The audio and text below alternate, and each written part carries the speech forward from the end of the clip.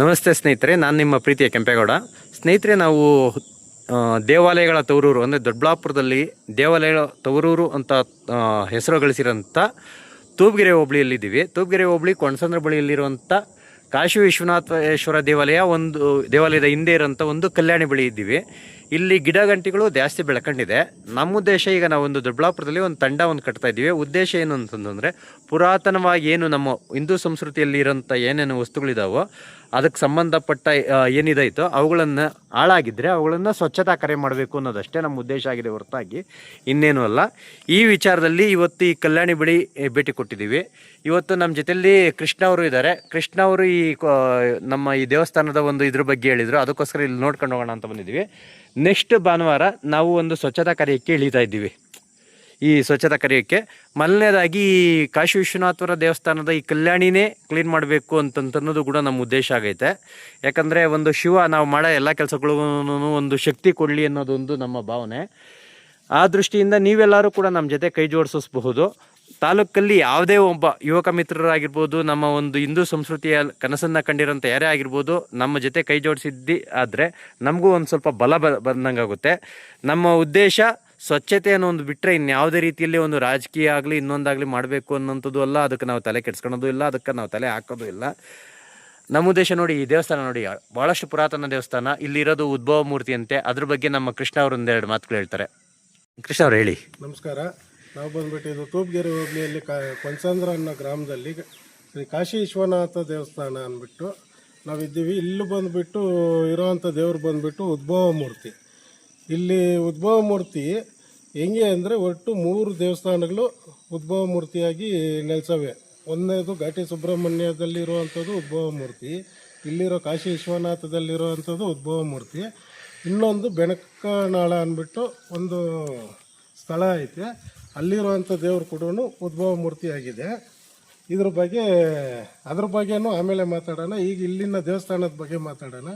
ಇದು ಬಂದುಬಿಟ್ಟು ತೀರ್ಥದ ಬಾವಿ ಅಂದ್ಬಿಟ್ಟು ದೇವರಿಗೆ ಅಭಿಷೇಕಕ್ಕೆ ಎಲ್ಲದಕ್ಕೂ ಉಪಯೋಗಿಸ್ತಾ ಇರೋವಂಥ ನೀರು. ಇದು ಬಂದು ತೀರ್ಥದ ಬಾವಿ. ಹಿಂದೆಗಡೆ ಇರೋದು ಮಡಿಬಾವಿ. ಹಾಂ, ಅಂದರೆ ದೇವ್ರ ಬಟ್ಟೆಗಳಾಗಲಿ ಏನೇ ಆಗಲಿ ಸ್ವಚ್ಛತೆ ಮಾಡ್ಕೊಳೋದಕ್ಕೆ ಅನ್ನೋದಕ್ಕೆ ಒಂದು. ಮತ್ತು ಬಂದು ಜಕ್ಕಲಮಡುಗಿಗೆ ಉಗಮ ಸ್ಥಾನ ಅನ್ನೋದು ಇಲ್ಲಿಂದನೇ ನೀರು ಸ್ಟಾರ್ಟ್ ಆಗೋದು. ಇಲ್ಲಿಂದ ಹರಿಯೋ ನೀರು ಮುಂದೆ ಬೆನಕನಾಳ ತಳುಪಿ ಅಲ್ಲಿಂದ ಮುಂದಕ್ಕೆ ಜಕ್ಕಲಮಡುಗು ಕೆರೆಗೆ ಸೇರುತ್ತೆ. ಇಲ್ಲಿ ಪ್ರತಿ ಕಾರ್ತಿಕ ಸೋಮವಾರದಲ್ಲೂ ವಿಶೇಷ ಪೂಜೆಗಳಿರ್ತವೆ.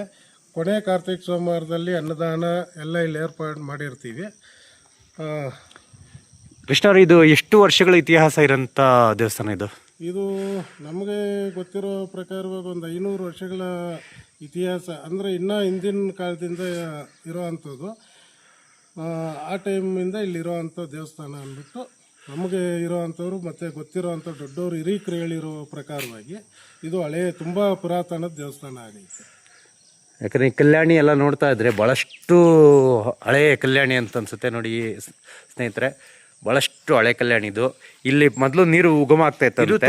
ಇಲ್ಲಿ ಎಲ್ಲ ಸಿಮೆಂಟ್ ಮಾಡ್ಬಿಟ್ಟು ನೀರು ಉಗಮ ಆಗಂತ ಇದನ್ನ ಇವಾಗ ಕ್ಲೋಸ್ ಮಾಡಿದ್ದಾರೆ. ಅಲ್ಕೂನು ಈ ಕೆಳಭಾಗದಲ್ಲಿ ನೀರುಗಳು ಇದಾವೆ ಇನ್ನೂ. ಅಂದ್ರೆ ಉಗಮ ಆಗಂತ ಇದನ್ನ ಇಲ್ಲಿ ಕ್ಲೋಸ್ ಮಾಡ್ಬಿಟ್ಟಿದ್ದಾರೆ. ಅಂದ್ರೆ ಅದು ಗಾರೆ ಅವ್ರಿಗೆ ಗೊತ್ತಿರಲ್ಲ. ಅಲ್ಲೊಂದು ಕೆಲವೊಂದು ಕಣ್ಣು ಅಂತಿತ್ತು, ಅದು ನೀರು ಅಲ್ಲೇ ಉದ್ಭವ ಆಗ್ತಾ ಇತ್ತು. ಅದು ಸಿಮೆಂಟ್ ಹಾಕಿದಾಗ ಸಿಮೆಂಟ್ ಬ್ಲ್ಯಾಕ್ ಆಗಿದೆ. ಈ ಸಲ ಸ್ವಚ್ಛತೆ ಮಾಡಿದಾಗ ಅದೇನೋ ಓಪನ್ ಆದ್ರೆ ನೀರು ಮಾಮೂಲಿ ಎನಿ ಟೈಮು ನೀರು. ಎಂತೋ ಬರಗಾಲ ಬಂದ್ರು ಇದರಲ್ಲಿ ನೀರಂತೂ ಬತ್ತಿಲ್ಲ. ಅಂದ್ರೆ ಅಷ್ಟು ತುಂಬಾ ಇರ್ತಾ ಇತ್ತು ಯಾವಾಗ? ಎನಿ ಟೈಮ್ ಅಲ್ಲಿವರೆಗೂ ಇರೋದು, ಇಲ್ಲಿವರೆಗೂ ಇರ್ತಾ ಇತ್ತು. ಎನಿ ಟೈಮ್ ಇರೋದು. 4-5 ವರ್ಷ ಬರಗಾಲ ಬಂದ್ರೂ ಇಲ್ಲಿ ಮಾತ್ರ ನೀರು ಮಾತ್ರ ಕಮ್ಮಿ ಆಗಿರಲಿಲ್ಲ. ಇದು ಡೆವಲಪ್ಮೆಂಟ್ ಮಾಡಬೇಕಾದ್ರೆ ಸ್ವಲ್ಪ ಸಿಮೆಂಟು ಅದು ಇದು ಮಾಡಿದಾಗ ಆಗ ಸ್ವಲ್ಪ ನೀರು ಇಮ್ರಕ್ಕೆ ಸ್ಟಾರ್ಟ್ ಆಯಿತು. ಇದ್ರ ಮುಜರಾಯಿ ಇಲಾಖೆಗೆ ಬರುತ್ತಾ ಈ ದೇವಸ್ಥಾನ? ಇಲ್ಲ, ಇದು ಮುಜರಾಯಿ ಇಲಾಖೆಗಿಲ್ಲ. ಮಾಮೂಲಿ ಊರಿನವರೆಲ್ಲ ಸೇರಿ ಇದು ಮಾಡ್ತಾರೆ. ಒಂದು ಟ್ರಸ್ಟ್ ಮಾಡ್ಕೊಂಡಿದ್ದೀರಾ? ಮಾಡಿಕೊಂಡು ಟ್ರಸ್ಟ್ ಪ್ರಕಾರವಾಗಿ ಇದೇನು ನಡಿಬೇಕು ಎಲ್ಲ. ಈ ಟ್ರಸ್ಟ್ ಅಲ್ಲಿ ನೀವು ಇದ್ದೀರಾ? ಮಾಮೂಲಿ ನಾವು ಇನ್ನ ಟ್ರಸ್ಟ್ಗೆ ಅಧಿಕೃತವಾಗಿ ಇದಾಗಿಲ್ಲ. ಕೆಲವೊಂದು ಟೀಮಲ್ಲಿ ವರ್ಕ್ ಮಾಡಿ. ಅಲ್ಲ, ಈಗ ನಾವು ಸ್ವಚ್ಛತಾ ಕಾರ್ಯ ಮಾಡಬೇಕು ಅಂತ ಮುಂದಾಗಿದ್ದೀವಿ. ಇದಕ್ಕೆ ಅವ್ರ ಪರ್ಮಿಷನ್ ಅಗತ್ಯತೆ ಏನಾದರೂ ಇದೆಯಾ? ಸ್ವಚ್ಛತೆ ಕಾರ್ಯಕ್ಕೆ ಏನು ಪರ್ಮಿಷನ್ ಏನು ಅವಶ್ಯಕತೆ ಇಲ್ಲ. ನಮ್ಮ ಅದೇ ಇವಾಗ ಹೇಳಿದ್ವಲ್ಲ, ಇನ್ನು ಹಂಗಾಮಿ ಸದಸ್ಯರಾಗಿದ್ದೀವಿ. ಹಿಂದೆ ಒಂದು ಅಧಿಕೃತ ಟ್ರಸ್ಟ್ ಇತ್ತು, ಅವರ ಕಾಲಾವಧಿ ಮುಗಿದಿರೋದ್ರಿಂದ ಈಗ ಹಂಗಾಮಿ ಇದರಲ್ಲಿ ನಾವು ಸದಸ್ಯರಾಗಿ ಮತ್ತು ಇದರಾಗಿ ನಡೀತಾ ಇದ್ದೀವಿ. ಮುಂದಿನ ದಿನಗಳಲ್ಲಿ ಇದು ಅಧಿಕೃತವಾಗಿ ಏನು ಬೇಕೋ ಅದು ಮಾಡ್ಕೊಂಡು